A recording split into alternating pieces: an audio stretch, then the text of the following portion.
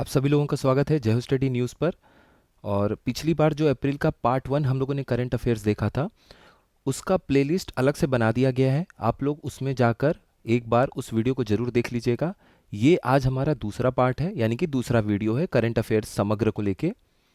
तो चलिए देखते हैं कि कौन कौन से इंपॉर्टेंट करंट अफेयर्स हैं। देखिए, जो करंट अफेयर्स वीडियो बनाए जा रहे हैं उसमें आपके जो वनडे एग्ज़ाम्स हैं उनको भी ध्यान में रखा जा रहा है।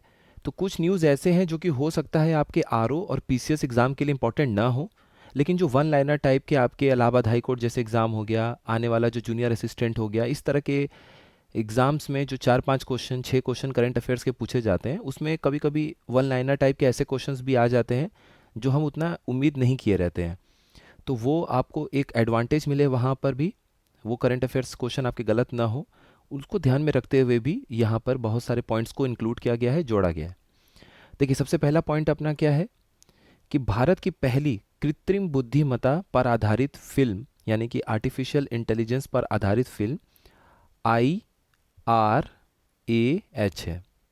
ठीक है, IRAH। देखिए, इन लोगों के हाथ में भी ये पैम्फलेट है ना, हाथ में साथ में IRAH लिखा हुआ है। तो ये IRAH का ट्रेलर हाल ही में लॉन्च किया गया है। ये मूवी एक्चुअली 4 अप्रैल को आई थी, 4 अप्रैल को ये लॉन्च हुई है। अच्छी पिक्चर है, आप लोग के पास टाइम है तो ज़रूर देखिएगा। भारत की पहली कृत्रिम बुद्धिमत्ता पर आधारित ये फिल्म है। ये इंपॉर्टेंट क्वेश्चन है, ये किसी भी एग्जाम में पूछा जा सकता है। देखिए अगला क्या है। अब जैसे ये क्वेश्चन है तो ये ज़रूरी नहीं है कि आरओ और पीसीएस में भी आए, लेकिन ये बाकी वनडे एग्जाम्स में आ सकता है। विश्व के सबसे बुजुर्ग व्यक्ति जिनका नाम है जुआन विंसेंट पेरेज, इनकी 114 वर्ष की आयु में निधन हो गया। ये जो जुआन विंसेंट पेरेज हैं, ये वेनेजुला के व्यक्ति थे। ठीक है, ये वेनेजुला के रहने वाले थे और काफ़ी लंबा इनका जीवन काल रहा।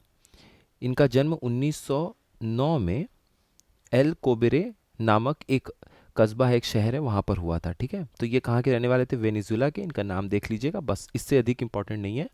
इनके नाम के साथ क्वेश्चन पूछा जा सकता है कि ये कौन से देश के रहने वाले थे, तो आंसर हो जाएगा वेनेजुला। और ये इनका तस्वीर है, ये फ़ोटो है इनकी लास्ट टाइम की। ठीक है, चलिए अगला देखते हैं। देखिए अगला क्या है, ये हमारा रणनीतिक पेट्रोलियम भंडार है, जिसको हम लोग बोलते हैं ना strategic petroleum reserve, SPR. SPR क्यों बनाया जा रहा है? देखिए बहुत सारे कारण हैं। जैसे हम पश्चिमी जो देश हैं, ठीक है, पश्चिम मध्य एशियाई देश जो हैं, मिडल ईस्ट कंट्रीज़, वहाँ से हम लोग तेल मंगवाते हैं। अब मान लीजिए कोई लड़ाई हो गई या कभी कोई ऐसा कारण हो गया कि वहाँ से हम कुछ दिनों के लिए तेल नहीं मंगवा पा रहे हैं, तो अपने पास, या फिर लड़ाई हो गई, कोई भी कारण हो गया, तो अपने पास एक भंडार होना चाहिए। हम भंडारण करके रख सकें उन तेल को, कच्चे तेल को, और जब ज़रूरत होगी तो अपने लिए उपयोग कर लेंगे। उसी तरीके से पहला, हम अपने देश में कॉमर्शियल पर्पस के लिए भी स्ट्रेटेजिक पेट्रोलियम रिजर्व बना रहे हैं। तो अभी तक ये चीज़ें सोच में थी, अब हम इसे कार्यान्वित कर रहे हैं। तो कहाँ बन रहा है, ये इंपॉर्टेंट न्यूज़ है, आइए इसको देखते हैं। देखिए इसकी लाइन की शुरुआत इस तरीके से है कि भारत दुनिया का तीसरा सबसे बड़ा तेल उपभोक्ता, यानी कि क्रूड ऑयल पेट्रोलियम कंज्यूमर, और आयातक यानी कि इंपोर्टर है। किसी भी आपूर्ति व्यवधान के विरुद्ध भंडार को बढ़ाने के प्रयासों के तहत अपना पहला वाणिज्यिक कच्चे तेल रणनीतिक भंडारण बनाने की योजना चल रही है। देश में रणनीतिक पेट्रोलियम भंडार के निर्माण और संचालन के लिए सरकार द्वारा बनाई गई एक विशेष प्रायोजक वाहन, जिसको स्पेशल पर्पस व्हीकल बोलते हैं, वो बनाया गया है इंडियन स्ट्रेटेजिक पेट्रोलियम रिजर्व को। ठीक है, Indian strategic petroleum reserve limited को इनकी जिम्मेदारी होगी देश में जो भी ये रणनीति के तहत रणनीतिक भंडारण हो रहा है कच्चे तेल का, उसकी देखरेख के लिए इससे बनाया गया है। एक कंपनी टाइप की बना दी गई है। ठीक है, ये कहाँ पर हो रहा है? देखिए ये भंडारण किया जा रहा है कर्नाटक के पद्दूर में, पद्दूर बोल लीजिए, पादूर बोल लीजिए। तो जो पद्दूर वाला एरिया है कर्नाटक में, वहाँ पर इसका भंडारण किया जा रहा है, और ये देश का पहला वहाँ पर ऐसा जगह है जहाँ पर हम ये कच्चे तेल को रणनीतिक तौर पे भंडारण कर रहे हैं। और इसकी कैपेसिटी दी हुई है 2.5 मिलियन टन। भूमिगत भंडारण के निर्माण के लिए अभी बोलियां आमंत्रित की गई हैं। ठीक है, जो भी उसके रख रखाव के लिए रखेंगे, काम में लगेंगे, लेकिन आपके लिए इंपॉर्टेंट है कि 2.5 मिलियन टन तक का है, उसमें हम रिजर्व रखेंगे अपने पास में। अब यहाँ एक शब्द यूज़ हुआ था, विशेष प्रयोजन वाहन, स्पेशल पर्पस व्हीकल। ये आपको हर जगह सुनने को मिलेगा। बस ये छोटा सा कॉन्सेप्ट है। जैसे मान लीजिए हम क्या करते हैं कि कोई भी प्रोजेक्ट को लागू करना होता है। जैसे मान लीजिए कि रोड है, ठीक है, हमें कोई एक्सप्रेसवे बनाना है। तो अब एक्सप्रेसवे बनाना है तो हम उसका काम को जल्दी जल्दी हम करना चाहते हैं। ये नहीं कि उसकी फाइल पहले हम मंत्रालय में भेज रहे हैं, फिर वहाँ पे वो साइन हो रहा है, फिर वहाँ पे पैसे आवंटित हो रहे हैं, फिर वो वापस आके यहाँ पे इंजीनियर्स को सैलरी मिल रही है, या फिर जो भी बेसिक कच्चा माल खरीदना है वो आके रोड पे काम चल रहा है। तो इसलिए क्या की जाती है, एक जब तक प्रोजेक्ट कंप्लीट नहीं होता, या जो हमें प्रोजेक्ट कंप्लीट करना है उस प्रोजेक्ट के लिए उस उतने समय के लिए एक हम छोटा सा कंपनी जैसा बना देते हैं। कंपनी आपने बना दिया, ठीक है। मान लीजिए आपको बनाना है बुंदेलखंड एक्सप्रेसवे। बुंदेलखंड एक्सप्रेसवे बन गया। मान लीजिए बुंदेलखंड एक्सप्रेसवे बनाना था, हमने बना दिया बुंदेलखंड एक्सप्रेसवे के लिए एक विशेष प्रयोजन वाहन यानी कि स्पेशल पर्पस व्हीकल के नाम पर एक कंपनी। उस कंपनी में थोड़े समय के लिए एडहॉक के आधार पे हम ले लिए कुछ मैनेजिंग डायरेक्टर को, इंजीनियर्स को, सबको उठा लिए और काम हो रहा है फटाफट। अब उन वहाँ पे हमने पैसे भी पहले भेज दिए हैं, हमने फाइलें भी भेज दी, बोली कि अब आप जल्दी जल्दी इसको कार्यान्वित करिए। तो हर फील्ड में आपको ये शब्द मिलेगा, तो आप समझ जाएगा कि ये एक टेम्पररी कुछ समय के लिए एडहॉक बेसिस पर, एडहॉक पे ये बनाया गया है एक कंपनी के तौर पे, ठीक है। तो आपका जैसे ही प्रोजेक्ट पूरा हो जाएगा इस कंपनी का उद्देश्य भी पूरा हो जाएगा।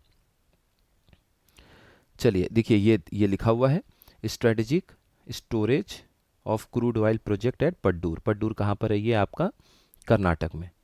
ये फोटो है साथ में, देखिए है 2013 का, तो यानी 10 साल से इस चीज़ को सोचा जा रहा है और अब ये पूरा हो गया है।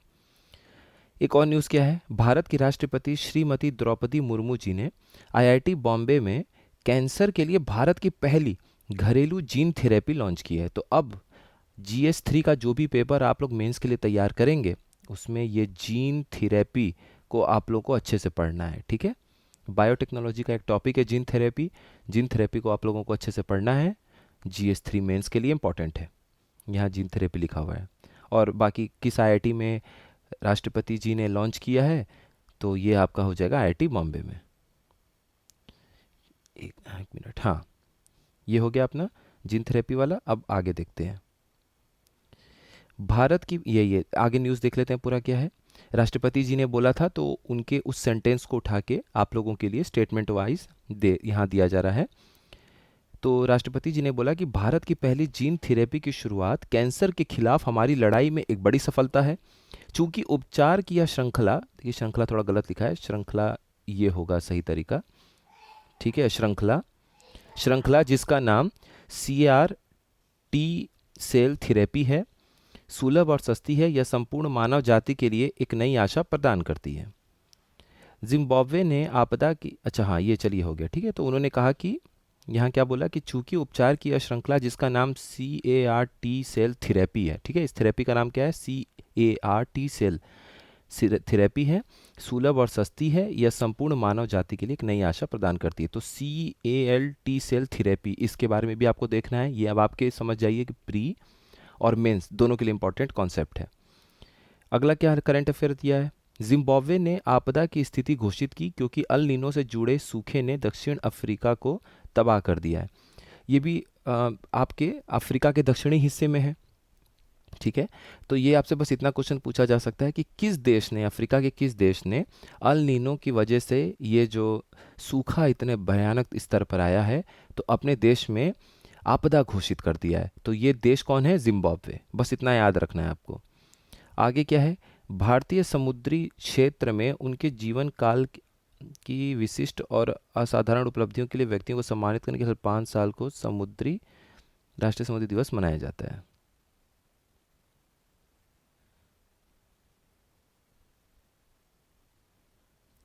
अगला जो हमारा टॉपिक है ये आप देख रहे हैं सामने, ये है नेशनल मैरीटाइम डे यानी कि राष्ट्रीय समुद्री दिवस। अब ये जो भारत में राष्ट्रीय समुद्री दिवस है इसका विषय क्या है, navigating the future safety first. Navigating the future safety first का मतलब ऐसे समझ जाइए कि भविष्य का नौसंचालन करना और सुरक्षा प्रथम है हमारे लिए, ठीक है। तो इस तरीके से ये आपका थीम है। अच्छा अब ये देखते हैं इसके बारे में थोड़ा सा। इसके बारे में ये लिखा हुआ है कि भारतीय समुद्र क्षेत्र में जिन्होंने अपने जीवन काल की विशिष्ट और असाधारण उपलब्धि हासिल की है ऐसे व्यक्तियों को सम्मानित करने के लिए हर साल 5 अप्रैल को राष्ट्रीय समुद्री दिवस मनाया जाता है, ठीक है। तो राष्ट्रीय समुद्री दिवस के बारे में ये इंपॉर्टेंट है। यह दिवस 1919 में मुंबई से, देखिए अब ये मनाया क्यों जाता है, इसकी हिस्ट्री थोड़ी सी देख लेते हैं, ये इंपॉर्टेंट है। इसलिए ये दिवस मनाया जाता है क्योंकि 1919 में मुंबई से लंदन तक प्रथम भारतीय स्वामित्व वाले जहाज, जिसका नाम है एसएस लॉयल्टी, इसकी उद्घाटन यात्रा की याद दिलाता है यह जो आपका राष्ट्रीय समुद्री दिवस है।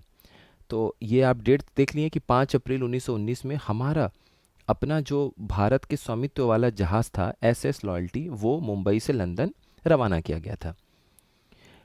जबकि पूरी दुनिया में प्रतिवर्ष सितंबर के आखिरी गुरुवार को विश्व समुद्री दिवस मनाया जाता है। तो याद रखिएगा, अपने देश का जो राष्ट्रीय समुद्री दिवस है, नेशनल मैरीटाइम डे, वो आपका 5 अप्रैल फिक्स है, ठीक है। लेकिन अगर वर्ल्ड मैरीटाइम डे के बारे में अगर कहीं स्टेटमेंट आ गया तो वो आपका सितंबर के आखिरी जो गुरुवार पड़ता है उसमें ये मनाया जाता है।